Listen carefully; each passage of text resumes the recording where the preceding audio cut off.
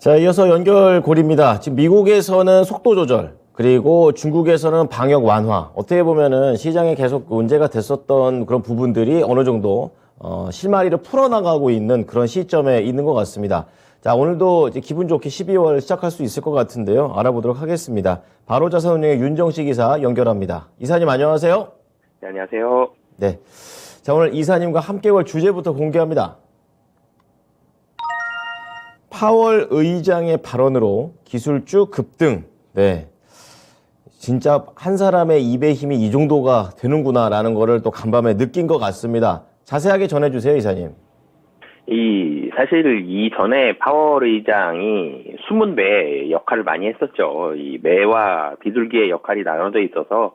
근데 매 쪽에 있는 연준 위원들도 비둘기파적인 발언을 최근에 몇 달 동안 계속적으로 했었기 때문에 시장은 12월에 비둘기, 그러니까 12월에 50bp를 계속적으로 기대하다가 이 파월 의장이 발언을 할 때마다 12월 75bp 가능성, 100bp 얘기까지 나왔었는데 이런 가능성들이 계속적으로 부각이 됐었죠. 그러면서 이 연준 의장은 강력한 매고 나머지 의원들은 좀 비둘기 쪽에 가까운 의원들이 좀 더 많은 그런 모습들 많이 보여줬었는데 문제는 그 이전에도 파월 의장의 발언이 계속적으로 좀 비둘기를 예상을 했다가 매로 한마디로 두들겨 맞았죠. 그리고 또 비둘기를 예상했다가 매로 두들겨 맞고 이번에도 당연히 비둘기를 예상을 했지만 두 번의 그런 경험이 있었기 때문에 파월 의장이 어떻게 얘기를 할지에 대한 그런 우려감이 있었는데 다행이죠. 결론적으로는 파월 의장 이번에는 이 좀 덜 매파적인, 그러니까 약간의 비둘기적인 모습들이 좀 섞인 예전처럼 대왕의 매가 아닌 이런 비둘기적인 모습으로 발언을 해주면서 미국 시장은 상당히 좋은 모습으로 마감을 했습니다. 우선 미국 시장의 흐름을 좀 살펴보면은 이 코로나 완화 정책, 그러니까 제로 코로나 정책에 대한 완화 아니면 포기 이런 부분들로 인해서 그리고 경기 부양책 기대 이런 부분들이 있었는데 이 3분기 GDP 성장률이 상향이 됐습니다. 그러면서 장 초반은 달러화가 강세가 됐고요. 금리 상승 이런 부분들에 대한 우려감이 되면서 보합권 정도로 출발을 했는데 여기에서 오늘의 주인공이죠. 파월 의장이 등장을 했습니다. 12월부터 금리 인상 속도를 조절하는 것이 타당하다. 그러니까 50bp에 한다는 얘기죠. 그런 얘기들이 나오면서 이 덜 매파적인, 사실 50bp가 덜 매파적이라는 게 어떻게 보면 좀 웃긴 상황이긴 한데 75bp를 계속적으로 3번을 했었기 때문에 50bp가 이제 좀 비둘기파적으로 좀 보여지는 그런 상황인데 그러면서 기술주 중심으로 상승 전환을 한 후에 상승폭을 확대를 했습니다. 이 기술주라는 게 최근에 이 빅테크 기업들이 계속적으로 좀 주가가 변동폭이 좀 심하기도 했고 주가의 조정이 깊은 종목들도 있었고요. 이 빅테크 기업들이 실적 우려감도 있었고요. 해고도 많이 했었고요. 그러면서 이 미국 시장에서의 가장 좀 좋지 않은 이 구멍 같은 그런 부분이었는데 이 빅테크 기업들이 큰 폭으로 좀 상승을 했습니다. 그러면서 이 나스닥이 굉장히 큰 폭으로 4.41% 상승하는 기염을 토했는데요. 여기에다가 연준이 베이지북을 통해서 물가 상승 압력이 둔화되고 있고 하방 압력이 높아지고 있다. 이런 부분들까지 나오면서 힘을 더 더해줬죠. 기술주 상승에 대한 힘을 더 더해주면서 다우와 S&P도 같이 올랐습니다. 다우가 2.18이고 S&P가 3.09% 상승을 했는데 가장 눈에 띈 게 이제 나스닥이었기 때문에 나스닥 중심으로 좀 말씀을 드리는데요. 그러면서 종목들도 보면 애플이 4.86, MS가 6.16, 알파벳이 6.09%, 아마존이 4.46%, 이 대표적인 대형주들 다 4%가 적게 오른 편입니다. 나머지 종목들 굉장히 좀 강하게 올랐고, 엔비디아 8.24% 올랐고요. AMD가 5.78% 상승을 했습니다. 이 필라델피아 반도체 지수도 당연히 폭등을 했고요. 넷플릭스도 8% 이상 올라가는 그런 모습들 보여주면서 미국 시장은 그야말로 대형 기술주들 거의 축제의 날이었죠. 어제 같은 날은. 그러면서 강하게 올라가는 그런 모습들 보여줬었고 이 미국 시장의 이런 기술주들의 흐름이 결론적으로는 국내 시장까지 어느 정도는 이어지겠죠. 이 파월 의장 얘기를 조금 더 말씀을 드리면 이 파월 의장 같은 경우는 이 지표를 많이 이번에는 보고 나왔던 것 같습니다. 우선 이 고용도 별로 사실 좋지 않았고요.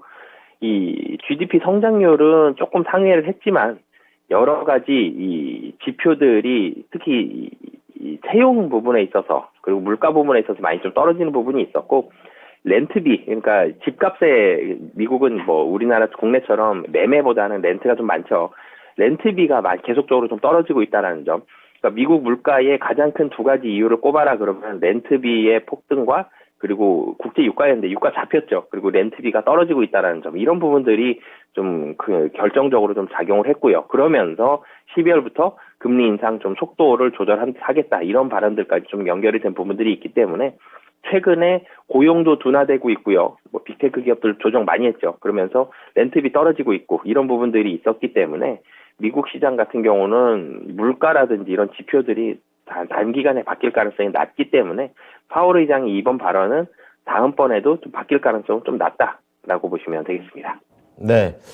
결국에는 바뀔 가능성이 낮다라는 거에 조금 더 무게감이 실리는 것 같습니다. 계속 뭐 월별로 계속해서 말이 바뀌면 그것도 참 투자자 입장에서는 고달픈 일이죠. 자, 그렇다면 이러한 내용들 오늘은 상당히 좋게 우리나라 이 또 기술주들한테도 호재가 될 수 있을 것 같은데 국내 증시에 미칠 영향력은 얼마나 보십니까?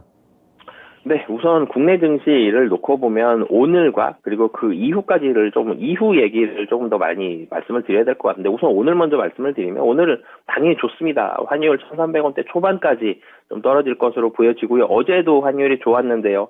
어제 7원 80전 하락을 하면서 1,318원 80전으로 마감을 했습니다. 근데 여기에서 10원 이상, 10원이 훨씬 좀 넘게 하락할 것으로 보여지고요. 이 흐름만 좋다라면 잘하면 1,300원도 소폭 살짝 붕괴도 좀 가능한 그런 상황까지도 기대를 해볼 수 있을 것 같습니다.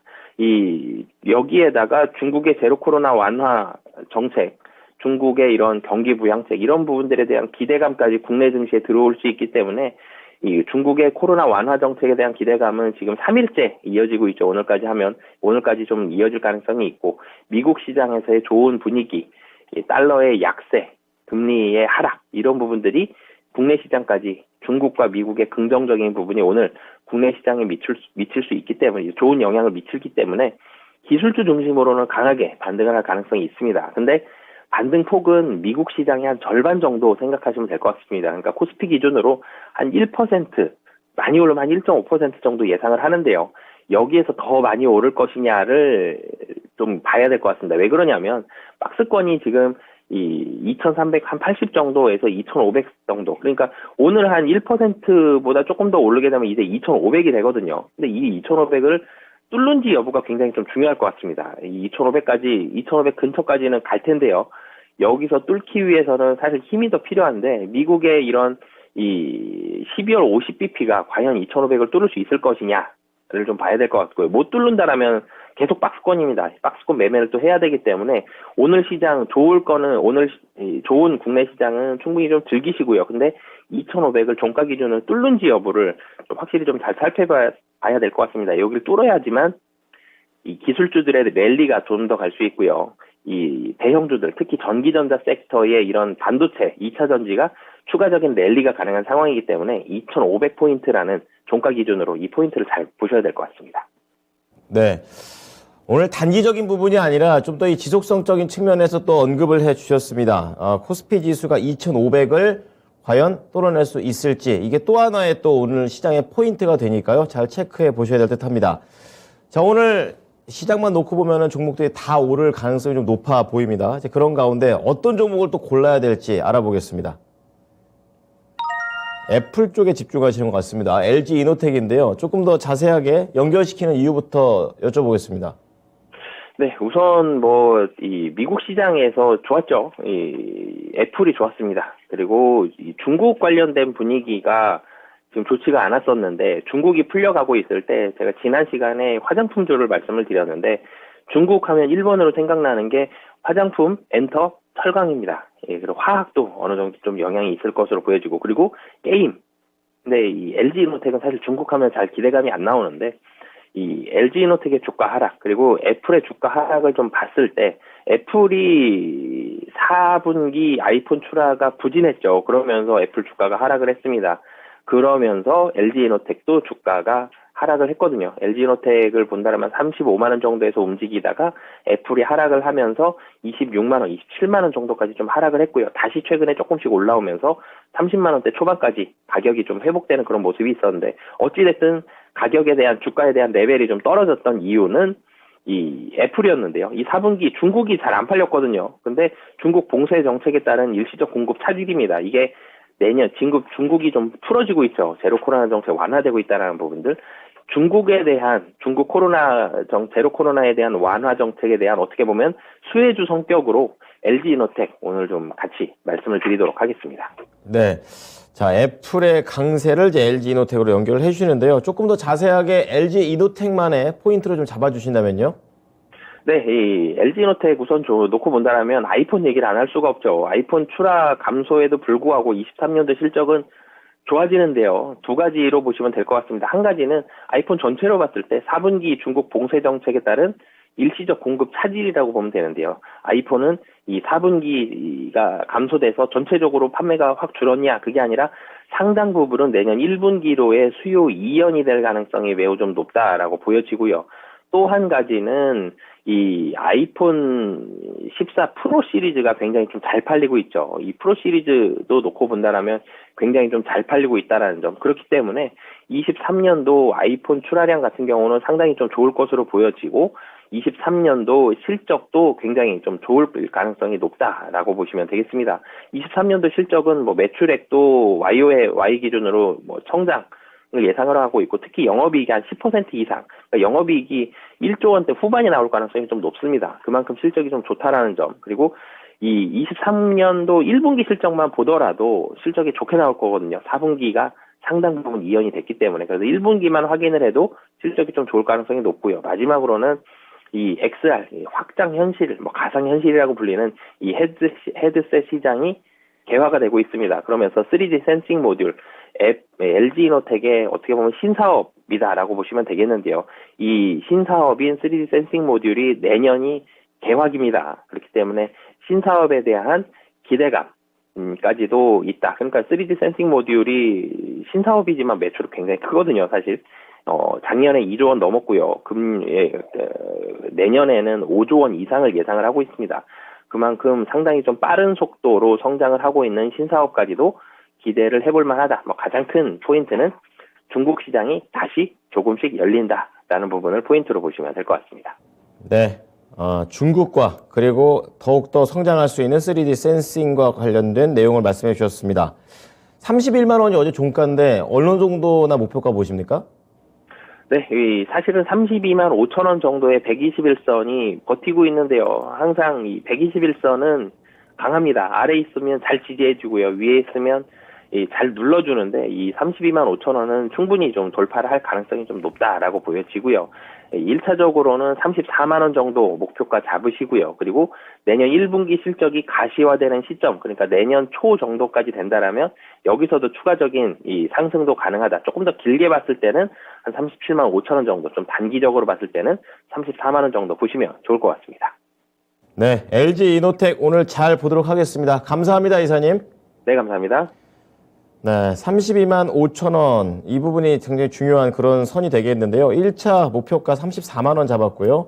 내년 초까지 조금 더 길게 보면은 37만 5천 원까지도 볼 수 있다고 하니까요. LG이노텍 오늘장에서 잘 지켜보시기 바랍니다. 네, 지금까지 투자 판단에 도움이 될 수 있는 정보를 제공해 드렸습니다. 하지만 특정 종목의 상승과 하락을 보장하진 않으니까요. 이 부분 참고해 주시기 바랍니다. 오늘도 성공 투자하십시오. 고맙습니다.